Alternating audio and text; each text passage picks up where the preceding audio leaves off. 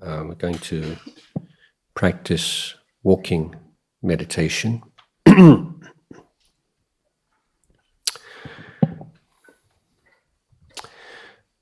So the goal is to cultivate an awareness which is independent of posture. Okay, so whether you're standing or you're walking or you're sitting down or you're lying down, you can maintain this awareness. So the sitting meditation is a powerful way of developing this awareness, but it is, by its very nature, restricted to developing awareness in stillness, whereas we also need to practice developing awareness in movement. So yoga is actually a good way of developing mindfulness of the body through movement. Qigong, Tai Chi, this Chinese, Indian methods of physical exercise are very good for this. But the meditation exercise that we emphasize in this tradition is walking or Jongkrom. And Jongkrom is actually from the Sanskrit rather than the Pali. So these words with an R in the middle. It's usually a sign they come from Sanskrit. Anyway,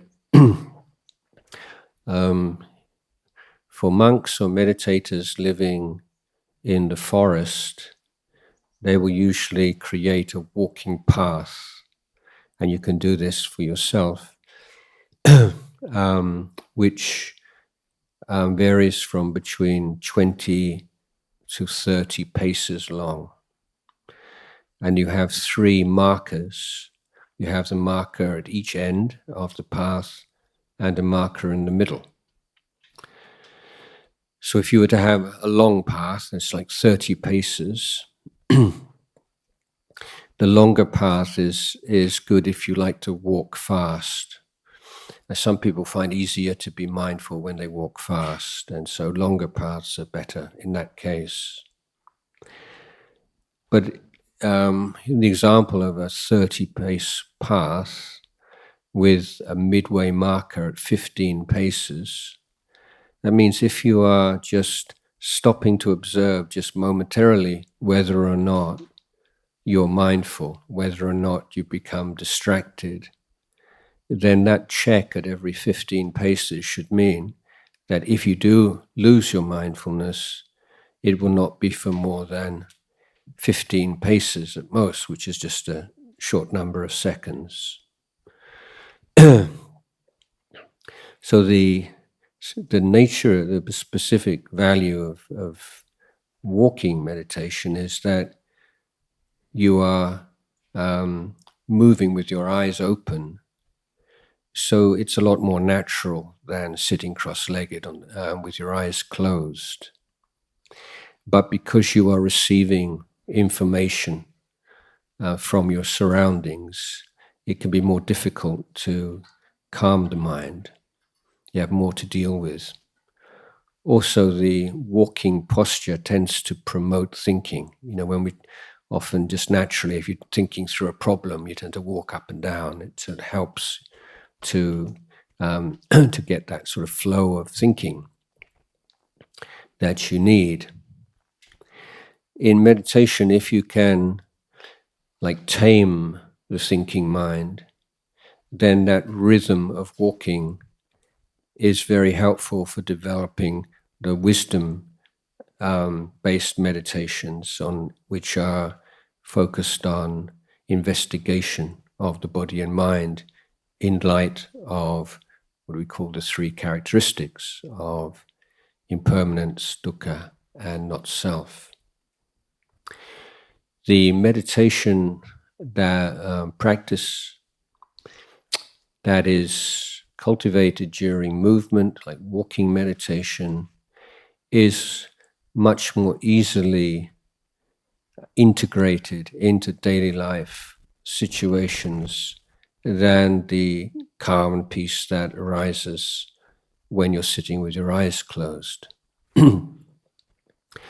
And it gives you a very valuable way of re-establishing awareness in your daily life. For instance, walking up and down stairs, or walking from a vehicle to a building, or a building to a vehicle, walking from point A to point B.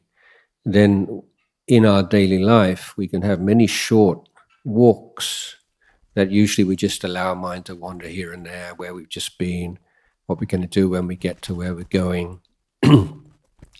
But we can reclaim those short periods of 1 minute, 2 minutes, 3 minutes, or however long, to re-establish our awareness.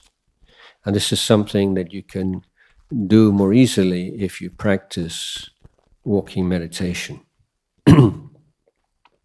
So there are many different ways of practicing walking meditation, and there's some of them are determined by the speed at which you walk. So in the Burmese meditation traditions, then they often walk very slowly, like slow motion, so that you can identify the intentions and the particular movements of the muscles and the all that's involved in moving the body forward in a walking posture.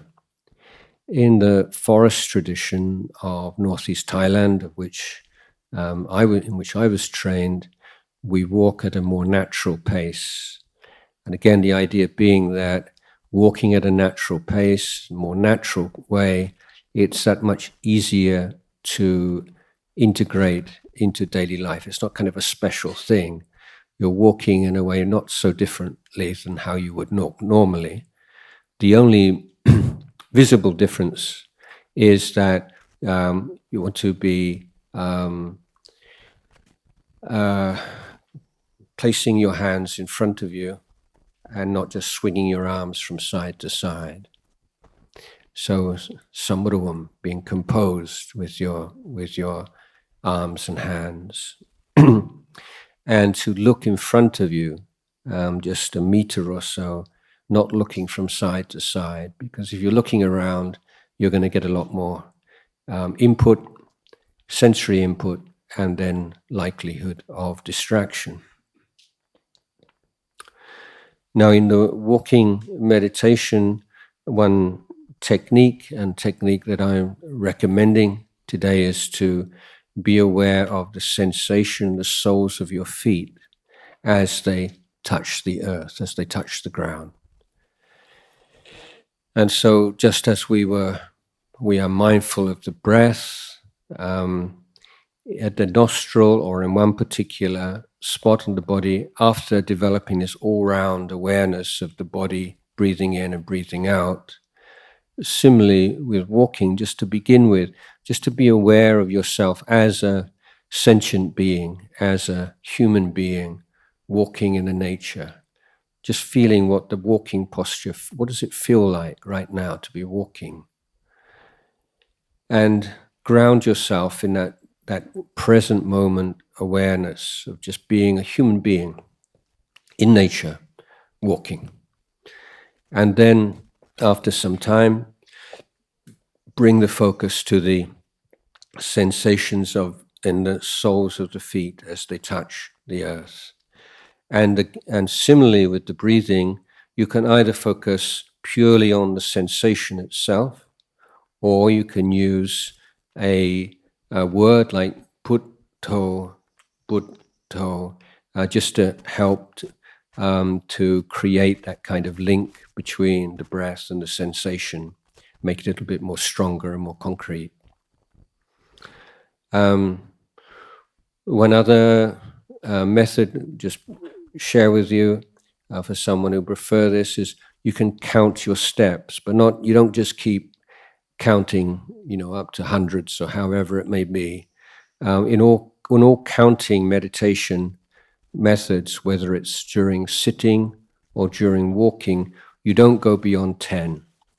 Because once you go beyond 10, the mental effort in counting defeats its own purpose. This is not about counting. It's about maintaining awareness. So counting up to 10 is just the necessary amount of mental effort to keep the mind on track, but it shouldn't go beyond that. So you can count 1 to 10 and then 10 to 1 and then up to 10, up and down, as you see fit. So these are 2 or 3 different possibilities. Creating this full body awareness, walking just to ground yourself in the present moment.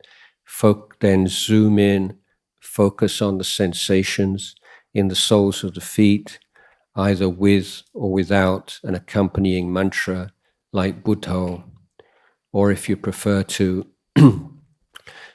count the breaths, count the steps, count but don't go beyond 10, go up and down. One further method, just to stabilize the mind in the beginning, if you have ever memorized any of the Pali chants, particularly the Itipiso chant, Itipiso Bhagava, some of you may be able to remember that, and you can use that with your feet, Itipiso Bhagava, and do a few rounds of that at the beginning of a meditation, just to help to establish that present moment awareness. As I mentioned, usually in a monastery, in forest monasteries, each person will have their own individual path at the side or behind a kuti. But in a large group like this, we walk in a long line, and we're going to walk in a circle. So walking in a long line, there's an added need to be aware of the speed that we are walking and to maintain the same speed as everyone else. Otherwise, you get these kind of traffic jams or big long gaps. So that's another thing to be aware of, be mindful of. Walk at the same pace as the person who is ahead of you. Maintain a constant gap between yourself and the person ahead of you. And then the whole circle will flow freely. Okay, that's it. That's the initial